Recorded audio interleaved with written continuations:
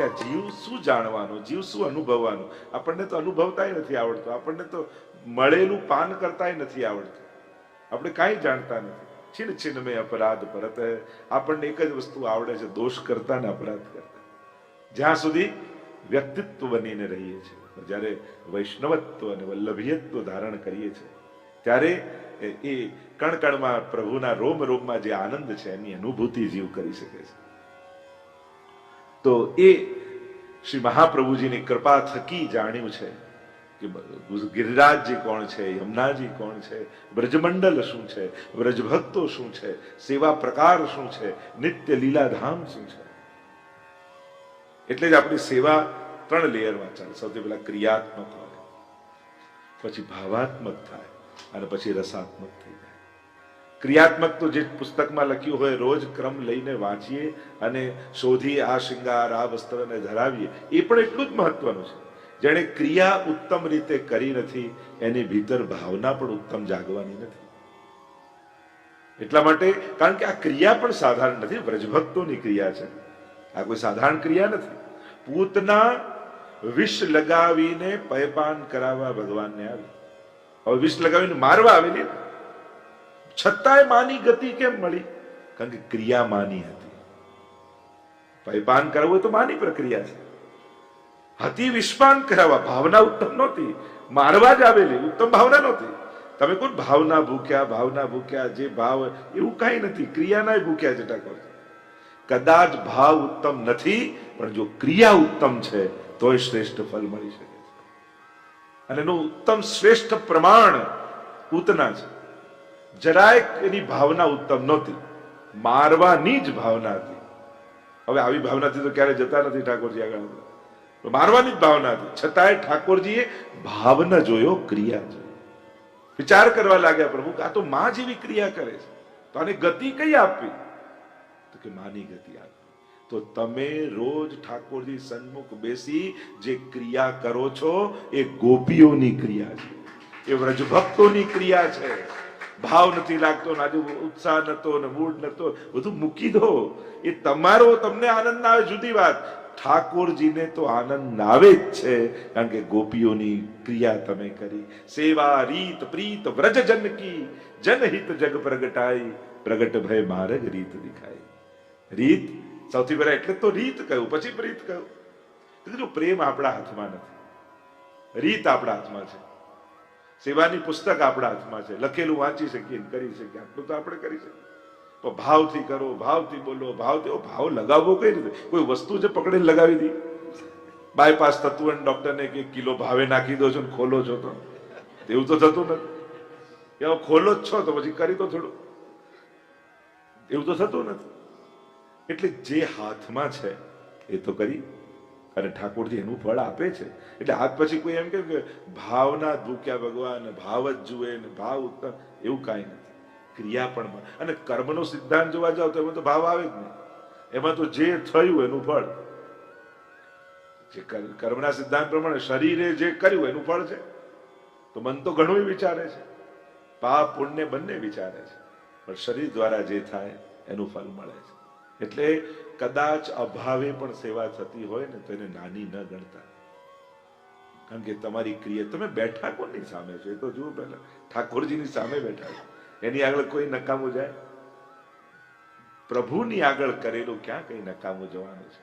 એટલે જ્યારે પણ કરો ઉત્સાહ, સેવા સમયે તમારું મન ભટકતું હશે, ઠાકોરજીનું મન તો તમારામાં જ હોય છે. એનું મન ક્યારે ભટકતું નથી તમારા. આપણે ફરિયાદ કરી કે મારું મન નહોતું ને ભટકતું હતું ને અહીંયા હતું. એક વાત નિશ્ચિત છે, સેવા સમયે પ્રભુનું મન તમારામાંથી ક્યારે ભટકતું નથી. એ તો 100% તમારામાં મન લગાવીને જ બેઠા હોય છે. પણ આ પુષ્ટિ પુરુષોત્તમ છે એ ન ભૂલી જતા. આ મર્યાદા પુરુષોત્તમ નથી, આ તો પુષ્ટિ પુરુષોત્તમ. આ દોષ જોતા નથી, આ ભાવ જોવા પધાર્યા છે, ભાવ ગ્રહણ કરવા પધાર્યા છે. એટલા માટે અભાવે કરેલી સેવા પણ નકામી નથી જતી, કુભાવે કરેલી સેવા પણ નકામી નથી જતી. સેવા એ સફળ જ હોય છે. પ્રભુ પ્રસન્ન, કોઈ કે અમારા સેવાથી પ્રસન્ન થાય ઠાકોરજી, કેમ ખબર પડે?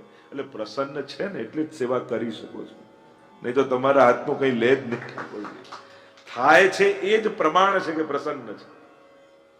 એટલે બહુ રાજી છે ને હું એટલે હું બહુ ઊંડા નહીં ઉતરું. મહાપ્રભુજીનો વિચાર કરો. શ્રી મહાપ્રભુજી હૃદયમાં છે એ જ કરાવી રહ્યા છે. હું તો હંમેશા કહું, સેવા કરવા જાઉં તો એક એક અવેરનેસ મનમાં એ હોવી જોઈએ કે લીલાથી વિખૂટી પડેલી એક સખી એણે આ દેહને પસંદ કર્યો છે ભગવત સેવા માટે. મારે તો આ શરીર દ્વારા ખાલી એને મદદ કરવાની. એ આવી છે જ ભગવત સેવા કરવા માટે. આ લીલાનો જીવ છે અને ભગવત સેવાનો આનંદ લેવા માટે આવેલો છે.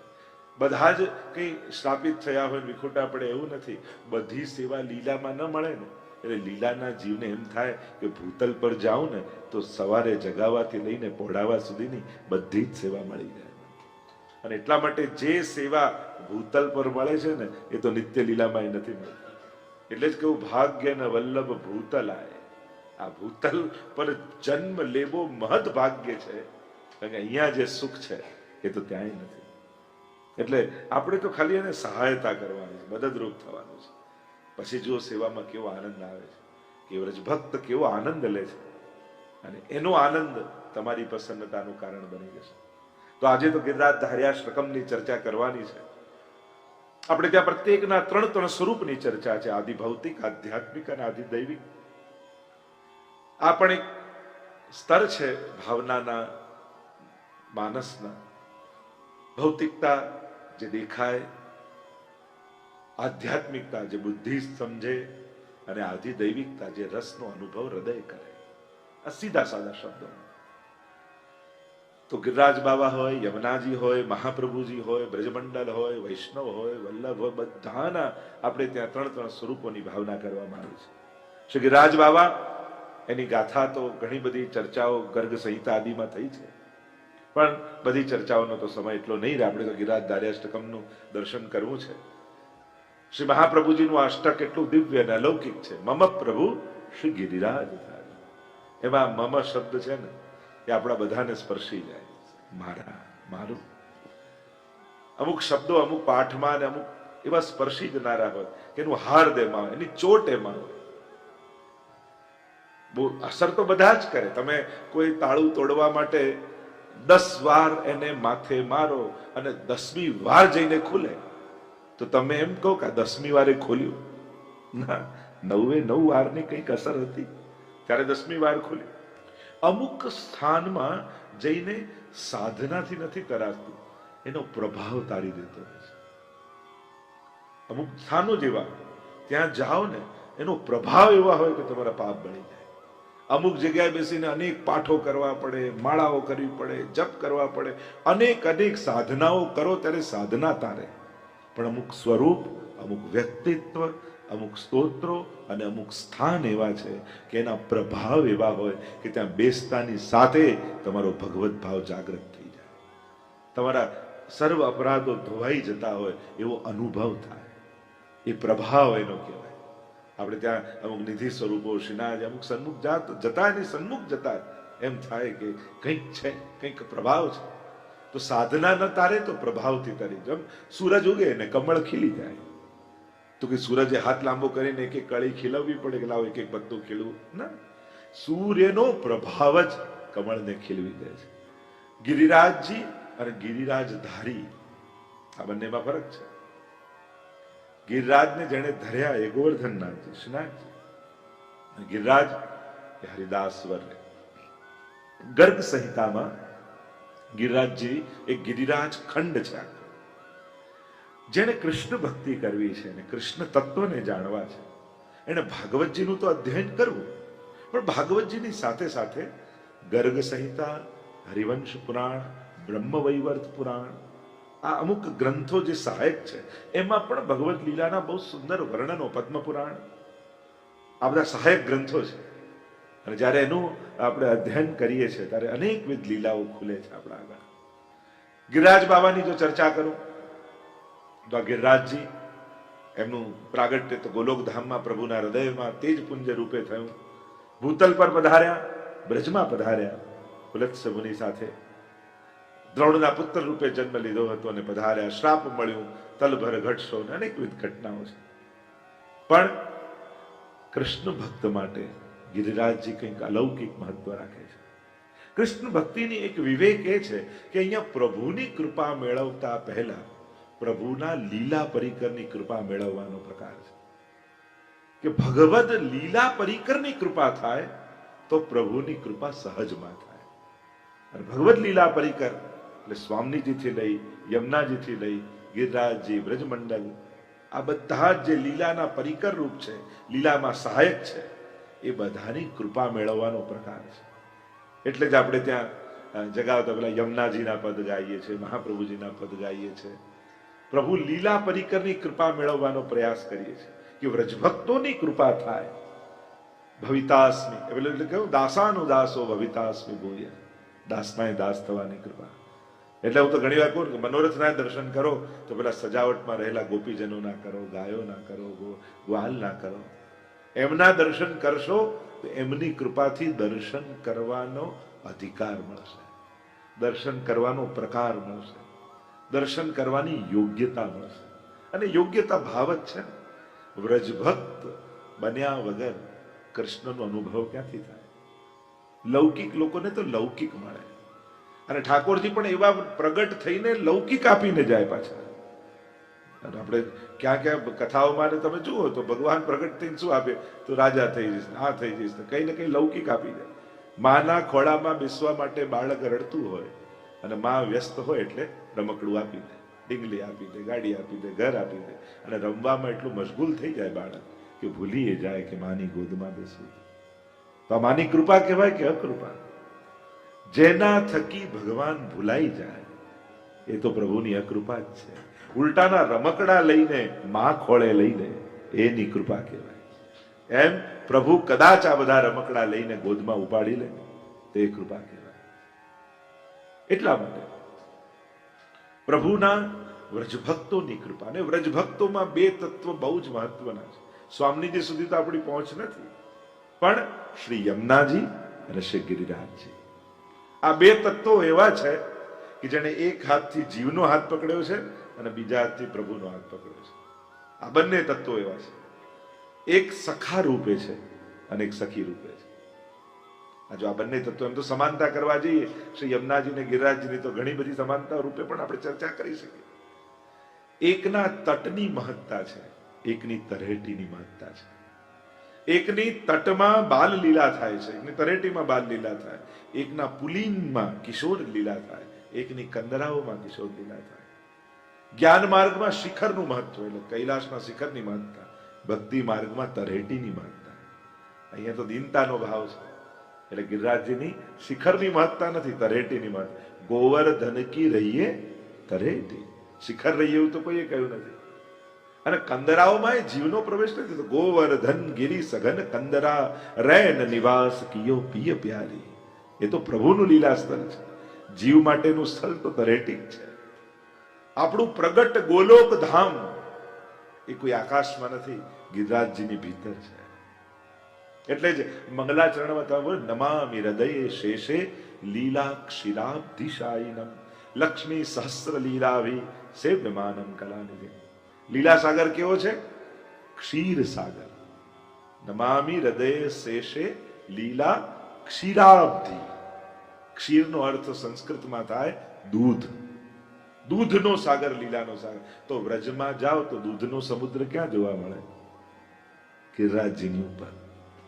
કે જુઓ તો એક પછી એક ઘડા, એક પછી એક ઘડા, એક પછી એમ લગે દૂધનો સાગર ત્યાં. તો સંકેતે છે લીલા સાગર વિજે ક્યાંય નથી, ગિરિરાજજીની ભીતર વિરાજમાન છે, જે અખંડ લીલાઓ થઈ રહી છે. પ્રેમનું મૂર્તિમંત રૂપ એ દુગ્ધ છે. જ્યારે માન બાળક થાય ત્યારે સહજ પ્રેમ દુગ્ધ બનીને પ્રગટ થાય, સ્નેહનું પ્રતીક છે. અખંડ પ્રેમમાં સ્નાન કરનારા ગિરિરાજજી છે. એક ક્ષીરસાગર, લીલા સાગર, એટલે કે ગિરિરાજજીની ભીતર જ સમસ્ત લીલાઓ વિરાજમાન છે. ચતુર્બુદ્ધદાસજી પર કૃપા કરીને ગુસાઈજીએ ખટ ઋતુનો અનુભવ, દ્વાદશ નિકુંજનો અનુભવ કરાવ્યો. મોકલ્યા ઉછરીના ભાગમાં ને કહ્યું પુષ્પ લઈને આવો. અને વીણતા વીણતા વીણતા કંદરાની ભીતર પ્રવેશ કરી ગયા. અને જ્યાં ભીતર પ્રવેશ કરી ગયા અને ત્યાં ગિરિરાજજી પોતે ચતુર્બુદ્ધદાસજીને યુગલ સ્વરૂપના દર્શન કરાવે છે અને લઈ જાય છે એક એક કુંજમાં. આપણા માટે વર્ષના 6 ઋતુ એ 12 મહિના લાગે. ઠાકોરજીની લીલામાં સવારથી રાત્રિના સમયમાં આ 6 ઋતુનો અનુભવ છે. લલિત બ્રજદેશ ગિરિરાજ રાજે, અને ત્યાં કહ્યું ખટ ઋતુ રહત સદા. ગિરિરાજજીના પદ છે લલિત બ્રજદેશ ગિરિરાજ, ત્રિવિધ પવન સંચરે, સુખદ ઝરણા ઝરે, અને ત્યાં ખટ ઋતુ રહત સદા. 6 ઋતુ ગિરિરાજજીની ભીતર બિરાજે છે અને દ્વાદશ નિકુંજ આવેલી છે સવારથી સાંજમાં. અને એનો પણ પ્રકાર છે, સવારની લીલા ગિરિરાજજીના કયા સ્થળમાં, બપોરની લીલા કયા સ્થળમાં, આ ઋતુની લીલા કયા. તો આખા પરિક્રમા જે 7 કોષની કરો છો એ ખરેખર પ્રભુની સમગ્ર લીલાઓનું પરિકર છે. એટલે જ પરિક્રમા કરવાથી પરિક્રમા પ્રવેશ મળે છે. એટલે જ કદાચ એને પરિક્રમા કહીએ છીએ. જો આપણે તો પરિક્રમા કરતા કરતા પરિક્રમા પ્રવેશી જવાનું. ઘણી વાર આપણે દર્શન કરવા આવીએ ને એમ લાગે કે આ લાઈનમાં ગેપ છે, આપણે કેવા ઘૂસી જઈએ છીએ. અને ઘૂસવાની આપણે જો ને દેત તારી કર લેત ઝટકે, 41 પદમાં કહ્યું ને, યમુનાજી જ રાસ કરતા કરતા ઉદાસ ઉભેલી સખીને જુએ કે પ્રવેશ તો લીલામાં મળ્યો પણ રાસમાં પ્રવેશ નથી, એટલે તાળી દઈને ઈશારો કરે, ધ્યાન આવે, હાથ પકડીને ઠાકોરજીના હાથમાં આપી અને રાસમાં જીવનો પ્રવેશ કરાવી. જો આપણે ત્યાં જે કૃપા કરનારા છે ને, એ જ ચતુરાઈ કરી આ મૂળ જીવને ખેંચી લે છે. આપણે હોશિયારી નથી કરવાની, આપણે તો દૈન્ય ભાવથી મનોરથો કરવાના છે. ચતુર કોણ છે? ચતુર ચિંતામણી. ગુસાઈજી કેવા છે? ચિંતામણી તો બધા જ ચતુર છે, ચતુર ચિંતામણી છે. એટલે ચતુરાઈ એ કરવાના છે, આપણે ચતુરાઈ નથી કરવી. અદેય દાન દક્ષ.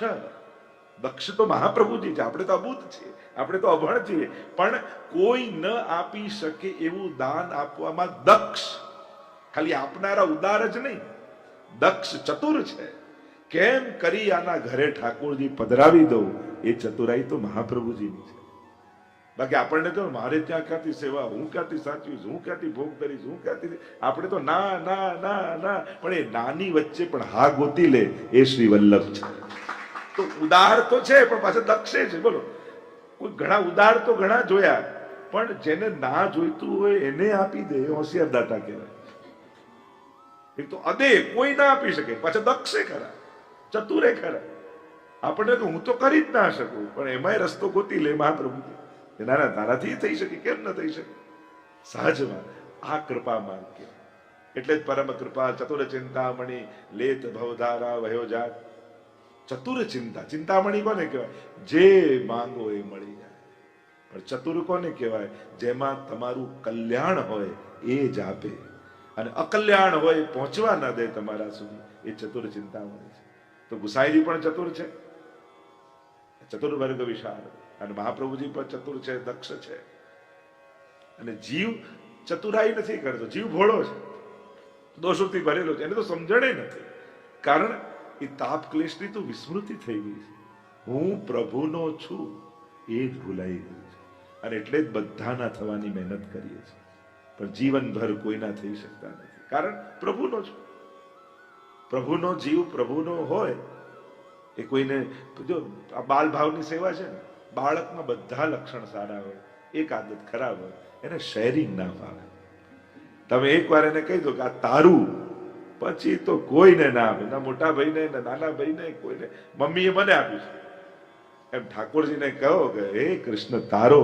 ઠાકોરજી કે હજી વિચારી લે. કૃષ્ણ તારો, હજી વિચારી લે. હે કૃષ્ણ તારો, બસ હવે તું મારો થઈ ગયો. અને એટલા માટે જયારે એ સમજમાં આવી જાય, એનાથી મોટું કોઈ જ્ઞાન નથી. તમે બધે જ ફરો, ભગવાનના થઈને ફરો તો કોઈ બંધન નથી. પણ બધાના થવા ગયા તો પછી કોઈ ના નહીં. કારણ કે દુનિયા કાયમની છે નહીં, અને જે છે એના થયા નહીં તો પછી તો ચક્ર જ ચાલતા રહેશે. તો જેના, અને જે પ્રભુનો થઈ ગયો એનો જા પર કૃપા રામ કી હોય તા પર કૃપા કરે સદગુરુ. પછી જે ઠાકોરજીના થઈ ગયા એના તો આજે ગુણગાન ગાઈએ છીએ. 84 વૈષ્ણવ હોય, 252 વૈષ્ણવ હોય, એમનામાં શું વિશેષતા? એક જ, એ ઠાકોરજીના થઈ ગયા. મમ પ્રભુ શ્રી ગિરિરાજ. યા એને તમારો કરી લો, યા તમે એને થઈ જાઓ. બંનેમાંથી એક આજે નક્કી કરી લઈએ આપણે બેસી શું કરવું છે. આપણે પ્રભુના થઈ જવું છે કે પ્રભુના આપણા કરી લેવા છે? ઘટના તો એક જ ઘટશે.